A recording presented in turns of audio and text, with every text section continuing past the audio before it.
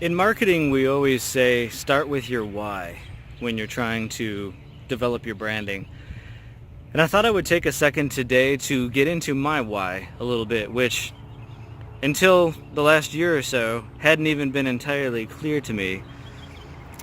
And it speaks a little bit to the journey that I've been on in that. This is going to be both for my regular viewers online that we've probably never met in person, but also for the people that I know locally, that I network with, but maybe I haven't had a chance to do a one-to-one with for a while, friends, family, etc. Here's my why. When I got out of college with an English degree, I was excited to be a writer, and I wasn't really sure how I wanted to focus that.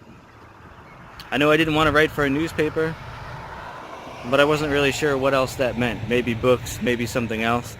I'd grown up building websites as a hobby and things, but it wasn't until my first corporate job where I got pulled into a marketing department and started doing some SEO that it really struck me that there was a future there and that was something in a growing industry that you could really succeed at being a writer and harnessing all those technical skills that I'd kind of started off with. So I thought that was a great gig for me. I got very excited about it, decided I'm going to be the best web and SEO guy I can, and spent many years trying to do that. They had a big company layoff at one point, about a year and a half, 2 years into my working at that company.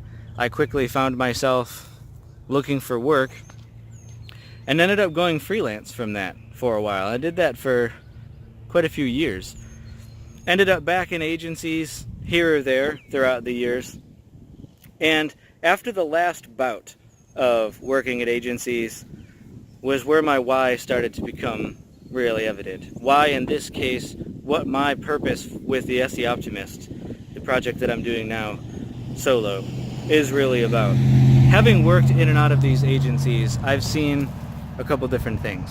One, anytime I've been able to do really great work, we've often taken over websites of people that had worked with others before that who really did not get what they needed to get. The website was a mess. It was missing core things. In some cases, there's no way to avoid it. They just got straight ripped off. In some cases, the people just did not deliver at all. And what this poor business owner that had come to us asking questions, it was clear the other person just took their money and ran. But that was one side of it. The other side of it is also not all the agencies I've worked at were scrupulous, and I didn't realize that when I started them, but it became evident pretty clearly if I know a lot of the lies or BS sales tactics or BS promises or the way that people talk a good one about certain types of services now, it's because I've sat in on those sales meetings and listened to the owners of those companies or the sales reps, etc. say it. It's because I've sat at a desk and been told by my boss, don't work on that one account because we have a bigger one that matters a lot more coming in this week, or they're not paying for that thing that would only take us 2 seconds to do and would make all the difference for them, but let's not do it. You can imagine what it felt like to have some of these clients that I loved, that were great people, having to make excuses, because obviously you can't tell people, I'm being told not to work on your stuff. It's a bad situation. The last bout of getting out of one of those agencies, I swore that I would never be in a position like that again with anybody. That everything I did was going to be for real and was going to actually help people. And then it dawned on me. I've seen this happen so many times and unfortunately been a part of it so many times. What if I could be like the magician that pulls back the curtain and tells everybody how the tricks work in this industry? What if I could just give it to people straight with no BS, no fluff, how it works? Whether I make money off of it or not, whether you work with me or not, doesn't matter.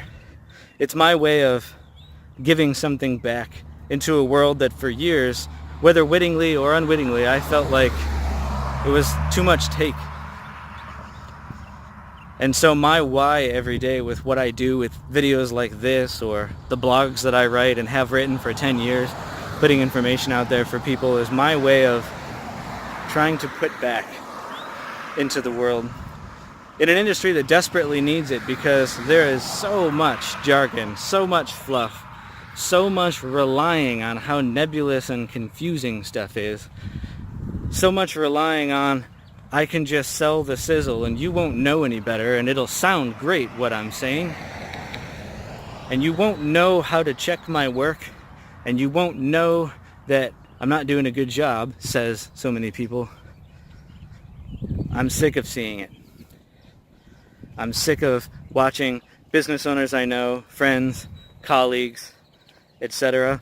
And even for selfish reasons, I'm sick of sitting down in a sales meeting with somebody who says, I've hired 5 SEO guys and they've all lied to me. Why should I trust you? I feel a little bit like that guy on a date with a girl who's dated nothing but assholes, and now it's my problem that she can't trust anyone. I'm tired of that happening too. And so, you can't affect change unless you get out there and be real with people. And so that's what I'm trying to do with all of this.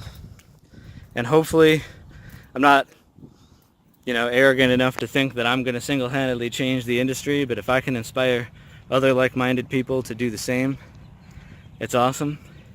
And if in some small way I can impact at least a few people in this community to make better decisions and grow their businesses because of it, and avoid falling into a lot of the traps that I've seen other people fall into, then at the end of the day, I can feel pretty good about whatever it is that I've done that day.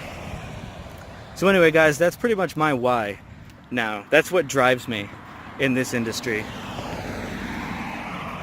Hope that was cool for you guys. I'll talk to you again soon.